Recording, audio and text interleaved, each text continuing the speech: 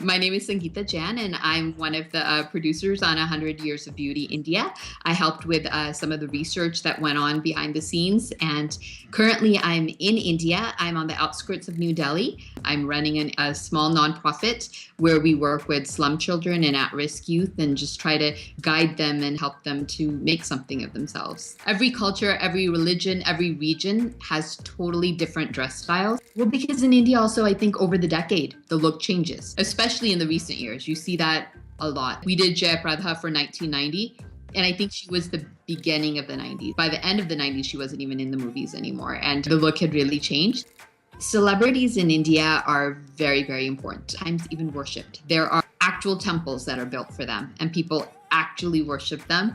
We didn't only look at movies. I also tried to find pictures of just ordinary people from those time periods and compare them. And it seemed like they matched up. Video came across as fun, but then there's all these extra added things that are very Indian and you don't see that anywhere else. The dot on the forehead, which is a bindi. Traditionally married women used to wear only, and now it's become something that's just part of the makeup. Some people consider it the third eye of Shiva, which is a Hindu god. And some people consider it like an anointing of God. And then we've got the henna. Traditionally was also something that brides would wear. They would put that on their hands when they get married. But now it's just part of our makeup, part of our culture. I think the henna had just been applied. It had not actually been washed off, because once we wash the henna off, it actually turns like a reddish maroonish color. In our video, the henna was still the dark green, blackish color, which is just freshly applied henna. I think that it would have changed the whole feel was actually her expressions. I think Indian beauty, part of it is in being a little shy.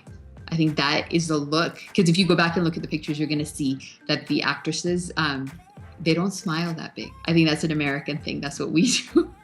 Female beauty is very important in India. You're not going to just go out the way you are. You're going to comb your hair. You're going to do your makeup. But I think the definition of beauty in India is changing. Traditionally, Indian beauty was considered, you should be very, very fair-skinned. You should have big eyes. You should be totally thin. But I think that is really changing now. To me, I think beauty is actually an inner strength. I think beauty is something that actually comes from within and shines on the outside. It's something that comes from the heart. And to me, that's what's beautiful.